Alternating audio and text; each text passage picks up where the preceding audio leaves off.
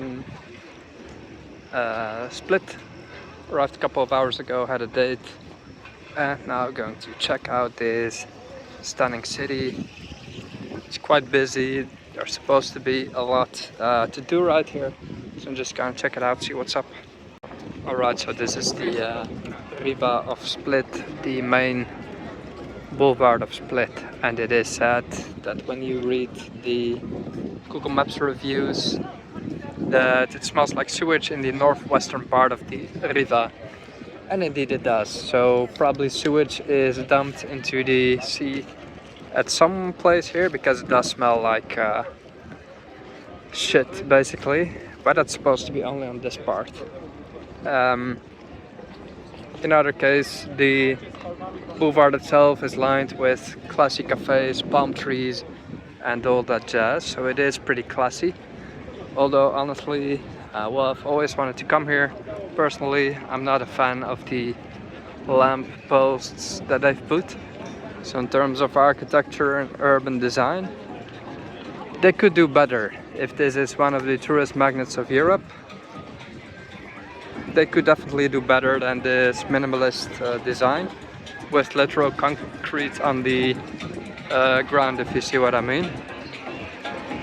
But the palm trees all make up for the flawed design, and so does the mood of the people, who are in general very cheerful and all in a summer mood, let's say.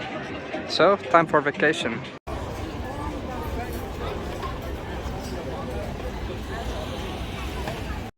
Alright, so we have Bač beach right here. There's a lot of algae, or what is it? Let's say seaweeds coming up on the beach right now, which makes the water a little cloudy. It's probably not the best beach there is, but it's in the city, so it's something, right?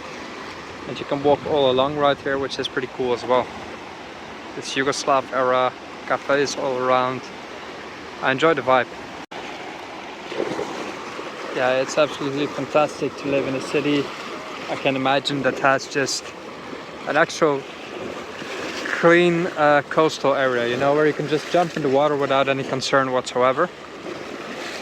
Even though on the north side of the boulevard of Split there was some sewage dumped into the, well, I think that's kind of a continuous issue, into the water, but here it's pretty clean.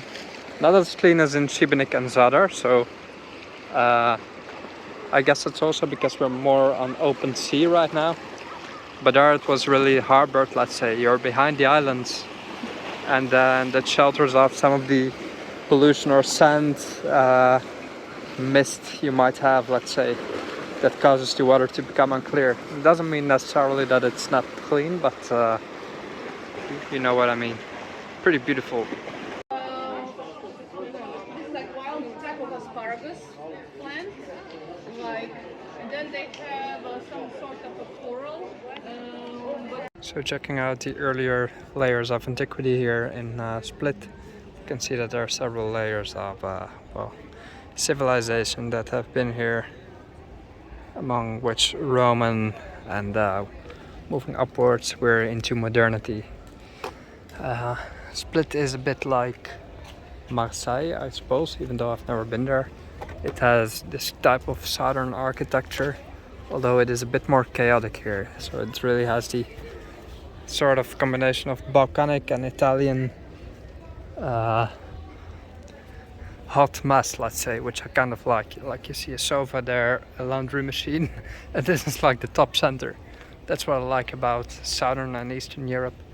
I don't necessarily like dirt, but it's not dirty here. It is gritty in a good sense. That's what I like a lot.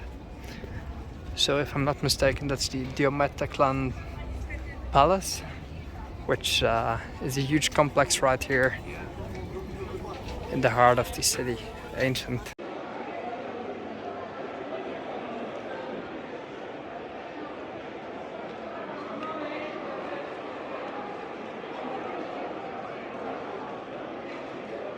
So I do like the city. It's obviously stunning, although it is too busy for my taste.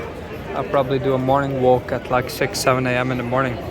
when there's nobody and that I can truly feel the vibe of this place, because right now it's a bit too noisy.